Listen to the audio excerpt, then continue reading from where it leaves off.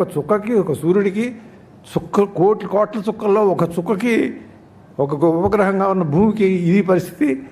ఆ భూమి మీద మనం ఉన్నాము. ఈ భూమి ఏంటి, మళ్ళీ ఈ భూమి చూస్తే భూమి వ్యాసం 4000 కిలోమీటర్లు పైనుంచి కిందకి అడ్డగా కానివ్వండి. ఈ మట్టి ఎంత ఉంది, మట్టి 20 కిలోమీటర్లు, 30 కిలోమీటర్లు, 25 కిలోమీటర్లే ఉంటుంది. ఆ కింద ఏముంటుంది, గోళం పగ వండుతూ ఉంటుంది. అది పైకి లావా వచ్చిన తర్వాత అది ఒక తొట్టులాగా ఏర్పడితే అది భూమి అయింది. ఒక నారింజకాయ ఉంటే నారింజకాయ పై తొక్క ఎట్లా ఉంటుందో భూమి అది పరిస్థితి. కింద గోళం పండుతూ ఉంటుంది. ఈ భూమి మరి పక్కన నీరు, సముద్రం, ఈ రెండు కలిసిన చోట ఈ రెండు కలిసిన చోట జీవి పుట్టుకొచ్చింది. జీవికి క్రోమోజోము ఏకకణ జీవి. తర్వాత అది బ్రేక్ అయి మనిషి పుట్టింది. ఒక 70,000 సంవత్సరాలు, 80,000 సంవత్సరాలు తర్వాత మనిషి ఒక జంతువుగా పుట్టాడు. ఆ జంతువు నుంచి పరిణామం. ఇది మొదలుపెట్టి అంటే ఒక్కొక్కటి చూసుకుంటూ ఉంటే ఇక్కడి నుంచి మొదలు పెట్టాలి. అక్కడికి వచ్చి మొదలు పెట్టాను ఈ పుస్తకాన్ని. అంతరిక్షం నుంచి మొదలు పెట్టుకుంటా ఆ జీవి యొక్క పరిణామ క్రమాన్ని, మనిషి పుట్టుక, ఆ మనిషి తర్వాత పాత రాతి యుగం, ప్రాచీన సంస్కృతి ఈజిప్టు, మెసొపొటేమియా, ఇవి ప్రాచీన మన సింధు నాగరికత. అలాగే సౌత్ అమెరికాలో ఉన్నవి కొన్ని నాగరికతలు, సౌత్ ఆఫ్రికాలో కూడా కొన్ని నాగరికతలు ఉన్నాయి. అవన్నీ ఏరుకుని వాటితో స్టార్ట్ అయితే ఆ తర్వాత పురాతన గ్రీసు, పురాతన రోము చరిత్రలో అప్పుడే ప్రజాస్వామ్యం అన్నారు, లేకపోతే సెనేట్ అన్నారు. సోక్రటీస్, అరిస్టాటిల్ లాంటి వాళ్ళంతా కూడా తిరిగినటువంటి ఆ కాలం, ఆ ప్రాచీన నాగరికత తీసుకుని తర్వాత మతం పుట్టుకొచ్చింది. మనకి వేదకాలము హిందూ మతము ఉన్న తర్వాత క్రీస్తు జననం, అంతకుముందు బుద్ధుడి జనము, తర్వాత ఇస్లాము 6వ శతాబ్దంలో ఇస్లాము. వీటిని కూడా చొప్పించాలి, క్రమంలో చొప్పించాలి. అంతేగాని ముందు ఒకటి వెనక ఒకటి రాయకూడదని ఆర్డర్ వేసుకున్నాను నేను. ఆ వేసుకున్న దగ్గర పుస్తకాలను తీసుకుని కరోనా హెల్ప్ చేసింది బ్యాగ్స్. ఇక అలా ఆ క్రమంలో నేను యూరోపియన్ హిస్టరీలోకి వెళ్ళిపోయాను. యూరోపియన్ హిస్టరీలో ఇంగ్లాండ్ ఎట్లా ఏర్పడింది, ఫ్రాన్స్ ఎట్లా ఏర్పడింది, జర్మనీ ఎట్లా ఏర్పడింది, ఆ ట్రైబల్స్ ఏంటి, ఆ క్లాస్లు ఏంటి, స్కాండినేవియన్ నుంచి వైకింగ్స్ ఎట్లా వచ్చారు, ఇంగ్లీష్ ఎట్లా పుట్టింది, ఇవి తీసుకుంటారు. At the same time Indian history ఎట్లా జరుగుతుంది, ఆ సమయంలో మనకి ఇవన్నీ కూడా క్రీస్తు శకం తర్వాత జరిగినట్టు పరిణామాలు.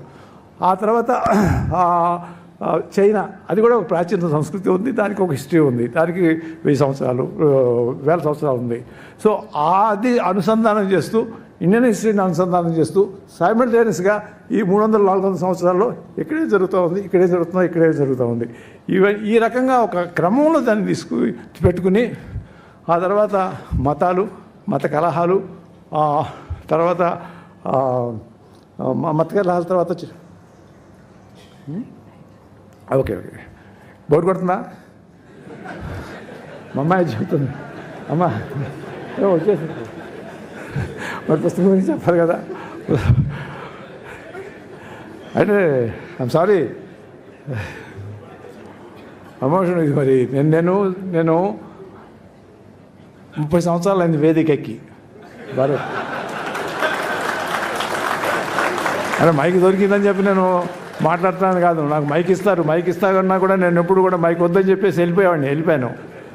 ఇవాళ నా పుస్తకానికి సంబంధించిన చరిత్ర ఒక స్థాయిలోకి వచ్చింది కాబట్టి 4 మాటలు చెప్పాలనిపించింది. అందుకని ఇలా చరిత్ర గురించి, ఈ చరిత్రలో ఇంకొక చివరికి వచ్చేస్తాను. ఇలా ఈ చరిత్రలో ఉన్నటువంటి భాగాలన్నింటినీ తర్వాత వరల్డ్ వార్స్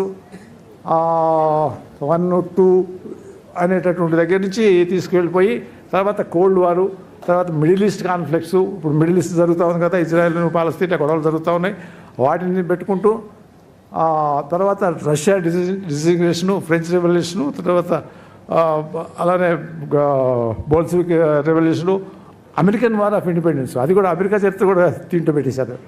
ఏది వదల్లా, జపాన్ చరిత్ర వదల్లా, చైనా చరిత్ర వదల, ఫుల్ చరిత్ర అన్నింటినీ తీసుకొచ్చి 340 పేజీల్లోకి తీసుకొచ్చి, అది నా గ్రేట్నెస్ లేకపోతే అంటారు నా యొక్క శక్తి అంటారు, నాకు భగవంతుడిచ్చినటువంటి ఇదో. ఇంతతో కాకుండా దీనిలో సైంటిఫిక్ ఆవిష్కరణలు అనేటటువంటిది పారిశ్రామిక విప్లవము, తర్వాత సైంటిఫిక్ విప్లవంలో మనకి రేడియో, టెలిఫోను, కరెంటు, సెల్ ఫోన్లు, టీవీలు, ఇంటర్నెట్లు, శాటిలైట్లు, ఇవన్నీ ఆవిష్కరణలు ఎట్లా జరిగినాయి, ఎప్పుడు జరిగినాయి, ఎవరు చేశారు, వీటి వెనకమాల ఎవరున్నారు అనేటటువంటి దాన్ని కూడా దీంట్లో చొప్పించాను నేను. అది కూడా చరిత్ర. అది చరిత్ర అంటే ఒట్టి ఏదో రాజులు పరిపాలించారో లేక